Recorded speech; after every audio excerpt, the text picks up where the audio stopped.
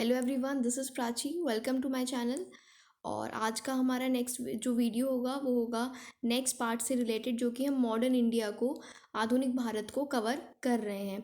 और इससे पहले जो पार्ट्स आए, आई होप आपने वो देख लिए होंगे और उनका रिवीजन किया होगा। हमने डिस्कस किया है 1857 के रिवोल्ट से रिलेटेड सारे क्वेश्चंस को प्रीवियस वीडियो में, और अगर आपने नहीं देखे हैं तो आप ज़रूर देख लें।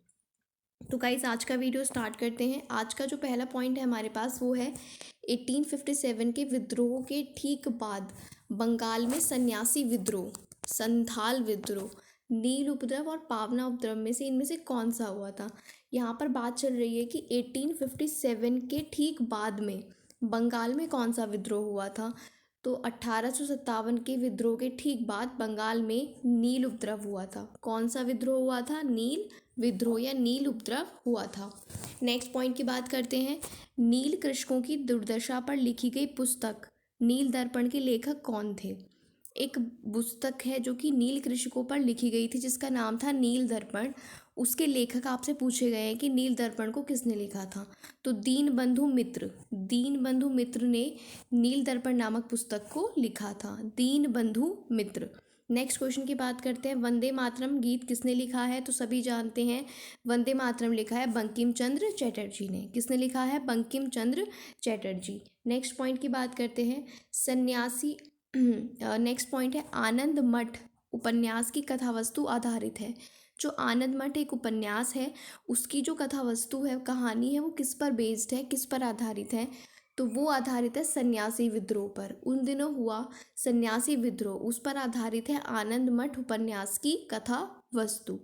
नेक्स्ट पॉइंट की बात करेंगे। वह विद्रोह जिसका उल्लेख बंकिम चंद्र चटर्जी ने अपने उपन्यास आनंद मठ में किया है। तो सेम क्वेश्चन है, लैंग्वेज चेंज है कि बंकिम चंद्र चटर्जी का जो उपन्यास है आनंद मठ, उसमें उन्होंने किस कथा वस्तु की बात की है, किसकी बात की है, किस विद्रोह की बात की है? तो वो था सन्यासी विद्रोह। किसकी बात की है? सन्यासी विद्रोह की बात की है। नेक्स्ट पॉइंट की बात करें अगर हम, तो मुंगेर के बहरी अताल विद्रोह का उद्देश्य क्या था? बहरी अताल विद्रोह होता है मुंगेर में, तो उसका क्या उद्देश्य था, ये आपसे पूछा गया है। तो बाकास्त भूमि की वापसी की मांग, जो भी बाकास्त भूमि होती थी उस समय लोगों की, उसको वापसी करने की मांग के लिए मुंगेर में ये विरोध बरहियाताल किया गया था। नेक्स्ट पॉइंट की बात करते हैं। 19वीं शताब्दी के दौरान होने वाले वहाबी आंदोलन का केंद्र क्या था? आपने ज़रूर सुना होगा वहाबी आंदोलन के बारे में। तो आपसे यहाँ पर पूछा है कि इसका केंद्र, मुख्य केंद्र बिंदु कौन सी जगह थी वहाबी आंदोलन की? तो उस जगह का नाम था पटना। आपको क्या याद रखना है? पटना जो था वहाबी आंदोलन का मुख्य केंद्र था। नेक्स्ट क्वेश्चन की बात करें अगर, तो नेक्स्ट क्वेश्चन में कहता है कूका आंदोलन को संगठित किया। तो किसने किया? कूका आंदोलन को किसने संगठित किया?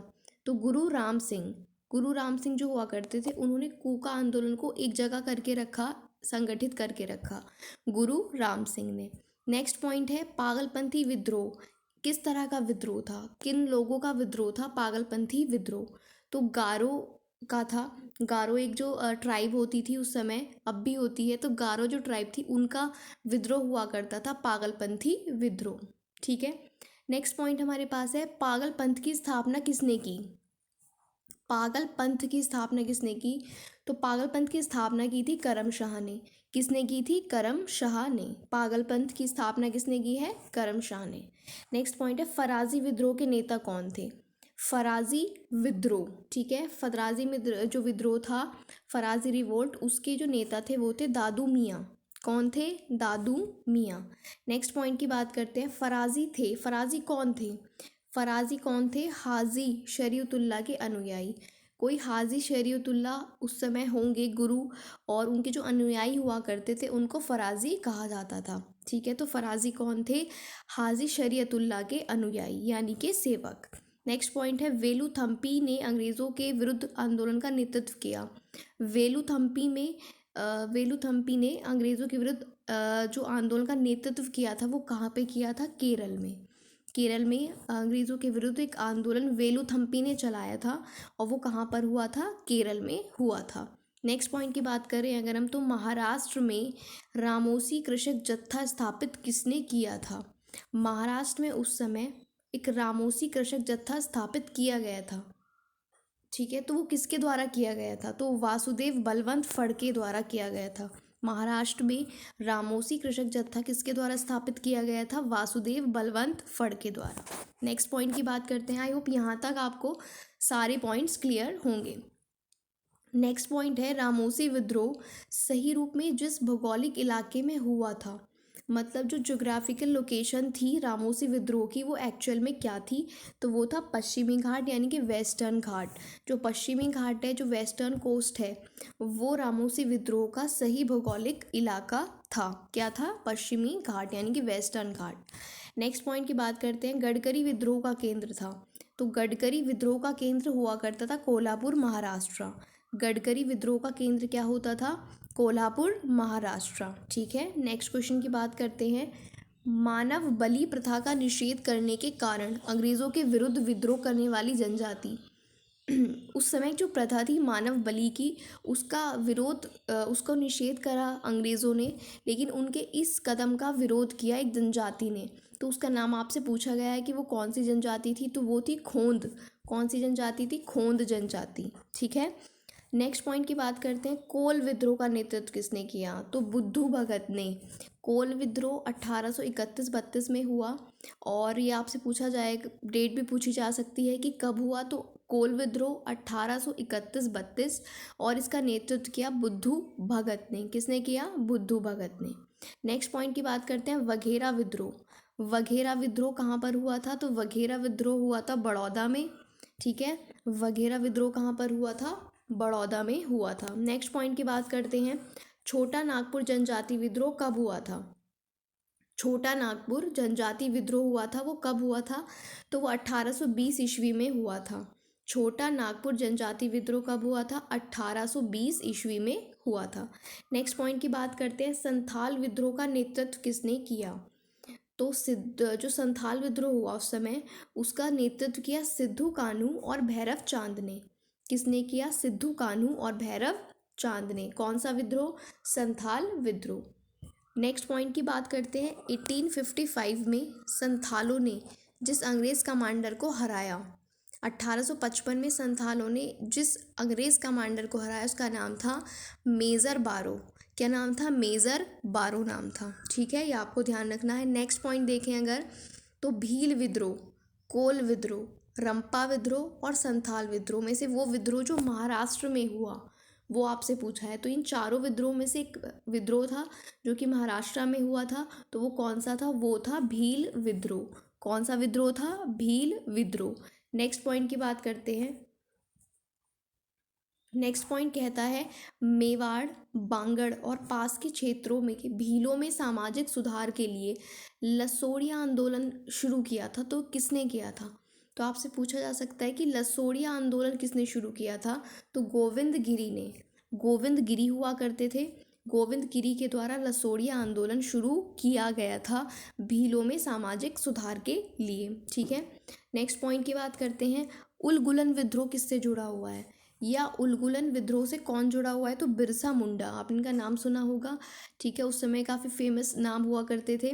तो उलगुलन विद्रोह किससे जुड़ा हुआ है? बिरसा मुंडा से। और मुंडा जो विद्रोह है जिसके लिए ये मोस्टली फेमस है, बिरसा मुंडा, तो मुंडा विद्रोह यानी कि बिरसा मुंडा। नेक्स्ट पॉइंट की बात करते हैं। जिस आदिवासी नेता को जगत पिता कहा जाता था वो कौन था? तो बिरसा मुंडा जो था वो एक आदिवासी नेता था और उसको जगत पिता कहा करते थे लोग, ठीक है। तो ये आपको ध्यान रखना है कि वो आदिवासी नेता जिन्हें जगत पिता कहा गया वो थे बिरसा मुंडा, और इनका कार्यक्षेत्र क्या था? रांची, झारखंड। कार्यक्षेत्र क्या था इनका? बिरसा मुंडा का रांची, झारखंड। नेक्स्ट पॉइंट की बात करें अगर, तो जनजातीय लोगों के संबंध में आदिवासी शब्द का प्रयोग किसने किया था? जनजातीय लोगों को आदिवासी कहा गया, तो इस शब्द का प्रयोग किसने किया था आपसे ये पूछा जा रहा है। तो ठक्कर बापा कोई हुआ करते थे उस समय, ठक्कर बापा। ठक्कर बापा ने जनजातीय लोगों के संबंध में आदिवासी शब्द का प्रयोग किया था। किसने? ठक्कर बापा ने। नेक्स्ट पॉइंट की बात करते हैं। भारत में 19वीं शताब्दी के जनजातीय विद्रोह के लिए जिसने साझा कारण मुहैया किया, तो जनजातीय समुदायों की प्राचीन भूमि संबंधी व्यवस्था का संपूर्ण विदारण, मतलब भारत में 19वीं शताब्दी में जो जनजातीय विद्रोह को जिसने साझा मुहैया कराया वो जनजातीय समुदायों की प्राचीन भूमि संबंधी व्यवस्था थी। नेक्स्ट पॉइंट की बात करते हैं। तो हौज विद्रोह की बात चल रही है कि हौज विद्रोह जो है वो कब हुआ। तो हौज विद्रोह का जो टाइम पीरियड है वो 1820-21 के समय का है। हौज विद्रोह 1820-21 आपको ये ध्यान रखना है। नेक्स्ट पॉइंट की बात अगर हम करते हैं तो खैरवार आदिवासी आंदोलन ये कब हुआ था। तो खैरवार आदिवासी आंदोलन हुआ था 1874 ईस्वी में। खैरवार आदिवासी आंदोलन कब हुआ था। 1874 ईस्वी में हुआ था। नेक्स्ट पॉइंट की अगर हम बात करते हैं तो नेक्स्ट पॉइंट है हमारे पास संबलपुर के अनेक ब्रिटिश विरोधी विद्रोहों का नेता कौन था। संबलपुर में जो एक गुट बना हुआ था ब्रिटिश विरोधी नेताओं का, तो उनका नेता कौन था ये पूछा जा रहा है संबलपुर में। तो वो था सुरेंद्र साई। कौन था। सुरेंद्र साई। ठीक है, ये आपको ध्यान रखना है। जो संबलपुर का नेता था वो कौन था। सुरेंद्र साई था। नेक्स्ट पॉइंट की बात अगर हम करें, नील विद्रोह, संथाल विद्रोह, दक्कन के दंगे और सिपाही विद्रोह का कालानुक्रम पूछा है। बहुत मोस्ट इम्पॉर्टेंट है, मोस्ट इम्पॉर्टेंट। ये सीक्वेंस अक्सर पूछा जाता है। तो देखिए सबसे पहले संथाल विद्रोह होता है, फिर सिपाही विद्रोह, फिर इसके जस्ट बाद नील विद्रोह और उसके बाद दक्कन के दंगे होते हैं। तो आप इसका स्क्रीनशॉट ले सकते हैं और इसके सीक्वेंस को ज़रूर ध्यान में रखें। संथाल विद्रोह, उसके बाद सिपाही विद्रोह, उसके बाद नील विद्रोह और फिर दक्कन के दंगे। ठीक है, ये सीक्वेंस इसका रहेगा। नेक्स्ट बात करते हैं कि कौन सा विद्रोह कौन सी जगह से रिलेटेड है। तो अगर हम मोपला विद्रोह की बात करें तो मोपला विद्रोह केरल से रिलेटेड है। ठीक है, मोपला केरला। और पाबना विद्रोह बंगाल से रिलेटेड है। एका आंदोलन अवध से रिलेटेड है और बिरसा मुंडा बिहार से रिलेटेड है। बिहार झारखंड के एरिया का ये था। ठीक है, तो मोपला केरला, पाबना विद्रोह बंगाल, एका आंदोलन अवध, बिरसा मुंडा विद्रोह बिहार। ठीक है, आई थिंक ये आपको क्लियर होगा। तो मोपला विद्रोह केरल में हुआ था, लेकिन कब हुआ था इसकी डेट भी कई बार एग्जाम में पूछी गई है। 1921 में। मोपला विद्रोह कब हुआ था। 1921 में। और कहाँ पर हुआ था। केरला में हुआ था। आई होप यहाँ तक आपको क्लियर होगा। नेक्स्ट पॉइंट की बात कर लेते हैं। बैरकपुर विद्रोह कब होता है, बरहामपुर विद्रोह कब होता है, संथाल विद्रोह कब होता है और वेल्लौर विद्रोह कब होता है। ये सारे वो विद्रोह हैं जो इम्पॉर्टेंट हैं और एग्जाम में पूछे जाते हैं। इन्हीं में से कोई एक पूछा जाता है। ठीक है, तो बैरकपुर विद्रोह होता है नवंबर 1824 में। बैरकपुर कब होता है। नवंबर 1800। इसकी डेट ज़्यादा इंपॉर्टेंट है रादर देन मंथ। ठीक है, तो बैरकपुर विद्रोह 1824। फिर बरहामपुर विद्रोह होता है 1857 में ही। ठीक है, बरहामपुर 1857। संथाल विद्रोह 1855-56। संथाल विद्रोह कब होता है, जस्ट आप पहले समझ सकते हो 1857 के रिवॉल्ट से। ठीक है, तो संथाल विद्रोह 1855-56 और वेल्लौर का जो विद्रोह होता है वो 1806 में होता है। ठीक है, तो बैरकपुर विद्रोह 1824, बरहामपुर विद्रोह 1857, संथाल विद्रोह 1855-56 और वेल्लौर विद्रोह 1806 में होता है। इसके बाद नेक्स्ट पॉइंट की बात करेंगे जो कि विद्रोह किस किस जगह से रिलेटेड है उसके बारे में। तो यहाँ पर कूका विद्रोह पंजाब से रिलेटेड है। कूका विद्रोह पंजाब, कोली विद्रोह महाराष्ट्र, चुआर विद्रोह पश्चिम बंगाल, कूकी विद्रोह ये अलग है। कूकी, तो कूका हुआ था पंजाब में और कूकी त्रिपुरा में। अहोम विद्रोह गोमधर कुंवर से रिलेटेड है और ताना भगत से जतरा भगत रिलेटेड है। तो इसका आप स्क्रीनशॉट ले सकते हैं, इसको पॉज करके भी ध्यान से आप लिख सकते हैं या पढ़ सकते हैं। कूका विद्रोह पंजाब, कोली विद्रोह महाराष्ट्र, चुआर विद्रोह पश्चिम बंगाल, कूकी विद्रोह त्रिपुरा, अहोम विद्रोह गोमधर कुंवर से रिलेटेड है और ताना भगत जतरा भगत। नेक्स्ट पॉइंट की बात करते हैं। अंग्रेज़ों के विरुद्ध भीलों द्वारा क्रांति प्रारंभ की गई थी। अंग्रेज़ों के विरुद्ध जो भील जनजाति थी उसने क्रांति शुरू की थी, तो वो कहाँ पर शुरू की थी। तो मध्य प्रदेश और महाराष्ट्र में ये जनजाति सबसे ज़्यादा पाई जाती थी। तो इस वजह से जो भीलों ने अंग्रेज़ों के अगेंस्ट अपना रिवॉल्ट शुरू किया था वो मध्य प्रदेश में और महाराष्ट्र में किया था। यहाँ तक आई होप आपको क्लियर होगा। ठीक है, नेक्स्ट पॉइंट की अगर हम बात करते हैं तो नेक्स्ट पॉइंट क्या कहता है कि ताना भगत आंदोलन जो है वो कब शुरू हुआ था। ताना भगत आंदोलन जतराऊ ने कब शुरू किया था, तो 1914 1914 का है ये ताना भगत आंदोलन। 14। नेक्स्ट पॉइंट की बात करते हैं, महात्मा गांधी और उनके विचारों से प्रभावित होने वाले पहले आदिवासी नेता कौन थे? इंपॉर्टेंट क्वेश्चन है, पूछा गया है एग्जाम्स में ये। महात्मा गांधी और उनके विचारों से प्रभावित होने वाले पहले आदिवासी थे जोड़ा नांग। क्या नाम था उनका? जोड़ा नांग नाम था। अब कुछ क्वेश्चंस हम डिस्कस करते हैं। मॉडर्न इंडिया की जो एजुकेशन डेवलपमेंट होता है किस तरह से होता है, कौन कौन सी कमेटी की रिकमेंडेशन पर होता है और किस तरह से होता है, तो उसके हम कुछ इंपॉर्टेंट पॉइंट्स की बात यहाँ पर करेंगे। तो पहला पॉइंट हमारे पास है कि भारत में अंग्रेज़ों ने प्रथम मदरसा स्थापित किया था। देखिए, स्कूल से पहले मदरसे ही बनाए जाते थे, तो सबसे पहला मदरसा जो अंग्रेज़ों ने भारत में स्थापित किया था तो वो कलकत्ता प्रेसिडेंसी में किया था। कहाँ पर किया था? कैलकटा में। ठीक है, तो अंग्रेज़ों ने भारत में पहला मदरसा कहाँ पर बनाया था? कलकत्ता में बनाया था, ये आपको ध्यान रखना है। नेक्स्ट पॉइंट की बात करते हैं, एशियाटिक सोसाइटी ऑफ बंगाल के संस्थापक कौन थे? एक सोसाइटी बनाई गई जिसका नाम दिया गया एशियाटिक सोसाइटी ऑफ बंगाल। ठीक है, उसको जो संस्थापन किया उसका सर विलियम जोन्स ने किया। ठीक है, पहला मदरसा कहाँ बनाया गया? कलकत्ता में। एशियाटिक सोसाइटी ऑफ बंगाल के संस्थापक कौन रहे? Sir William Jones. I hope यहाँ तक आपको कोई प्रॉब्लम नहीं होगी। नेक्स्ट पॉइंट की बात करते हैं, वाराणसी में पहला संस्कृत महाविद्यालय किसने बनाया? पहला पॉइंट है यहाँ पर वाराणसी में, वो भी पहला संस्कृत महाविद्यालय। वाराणसी में पहली संस्कृत यूनिवर्सिटी किसने बनाई? ठीक है, तो यहाँ पर जो आंसर होगा वो होगा जोनाथन डंकन। नाम आपने इनका सुना होगा हिस्ट्री में। ठीक है, तो जोनाथन डंकन ने पहली संस्कृत यूनिवर्सिटी बनाई वाराणसी में, ये आपको ध्यान रखना है। नेक्स्ट पॉइंट देखें अगर हम, तो दादा भाई नेहरू, माइकल मधुसूदन दत्त, राजा राममोहन राय और विवेकानंद में से वह जिन्हें पेरिस की रॉयल एशियाटिक सोसाइटी की सदस्यता प्रदान की गई। मतलब आपसे पूछा है कि पेरिस की जो रॉयल एशियाटिक सोसाइटी थी उसकी सदस्यता किसको दी गई, तो वो थे माइकल मधुसूदन दत्त। माइकल मधुसूदन दत्त को रॉयल एशियाटिक सोसाइटी की जो मेंबरशिप थी वो दी गई थी, माइकल मधुसूदन दत्त को। नेक्स्ट पॉइंट की बात अगर हम करें, सर्वप्रथम भगवद गीता का अंग्रेजी में अनुवाद किसने किया? बहुत इंपॉर्टेंट क्वेश्चन है कि सबसे पहले जब एजुकेशन का थोड़ा थोड़ा डेवलपमेंट इंडिया में अंग्रेज करने लगे थे तो उन्होंने भगवद गीता का इंग्लिश में ट्रांसलेशन किया था। तो वो किसने किया था? Charles Wilkins. चार्ल्स विल्किंस ने ये ट्रांसलेशन किया था भगवद गीता का इंग्लिश में। किसने? चार्ल्स विल्किंस ने।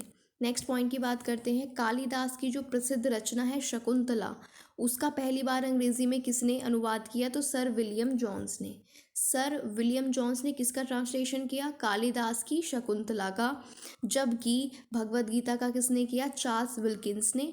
और शकुंतला का किसने किया? विलियम जोन्स ने। नेक्स्ट पॉइंट की बात करते हैं, स्वतंत्रता पूर्व अवधि में ब्रिटिश सरकार द्वारा भारत में आधुनिक शिक्षा के प्रसार का मुख्य उद्देश्य क्या था?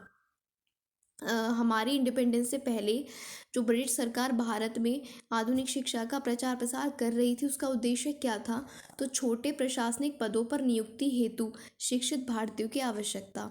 जो छोटे पद होते थे प्रशासनिक, उन पर उन्हें थोड़े पढ़े लिखे लोगों की ज़रूरत थी जो ज़्यादा पढ़े लिखे ना हो लेकिन छोटे मोटे कामों को कर सके, तो इसलिए उन्होंने क्या किया? भारतीयों को शिक्षित किया छोटे पदों के लिए। नेक्स्ट पॉइंट की बात करते हैं, ब्रिटिश सरकार के जिस अधिनियम ने सबसे पहली बार भारत में शिक्षा के लिए 1 लाख रुपए दिए थे। बहुत इंपॉर्टेंट है, बहुत ज़्यादा इंपॉर्टेंट क्वेश्चन है कि ब्रिटिश सरकार के कौन से एक्ट ने पहली बार भारत में 1 लाख रुपए शिक्षा के लिए एलोकेट किए थे? तो वो चार्टर एक्ट 1813 था, 1813 का चार्टर एक्ट। ठीक है, 1813 के चार्टर एक्ट में सबसे पहले भारत में शिक्षा के लिए 1 लाख रुपए एलोकेट किए गए थे। आई होप यहाँ तक आपको क्लियर होगा, तो उसको याद रखना आप। 1813 वाला जो एक्ट था उसमें ये हुआ था। नेक्स्ट पॉइंट की बात करते हैं, चार्ल्स वुड का आदेश पत्र किससे रिलेटेड है? तो ये एजुकेशन से रिलेटेड है। चार्ल्स वुड का जो डिस्पैच आया था वो किससे रिलेटेड था? एजुकेशन से रिलेटेड था। नेक्स्ट क्वेश्चन की बात करते हैं, हिंदी का पहला समाचार पत्र उद्दत मार्तंड ये प्रकाशित कहाँ से हुआ था? तो हिंदी का पहला समाचार पत्र कौन सा था? उद्दत मार्तंड था। ये 1826 में प्रकाशित हुआ और कहाँ से? कलकत्ता से। ये आपको ध्यान रखना है। हिंदी का पहला समाचार पत्र उद्दत मार्तंड 1826 कहाँ से प्रकाशित हुआ? कलकत्ता से। ठीक है, नेक्स्ट पॉइंट की बात करते हैं, हंटर कमीशन की रिपोर्ट में किस पे जोर दिया गया था। तो आपसे ये ऑप्शंस में पूछता है प्राथमिक शिक्षा पर, माध्यमिक शिक्षा पर या उच्च शिक्षा पर।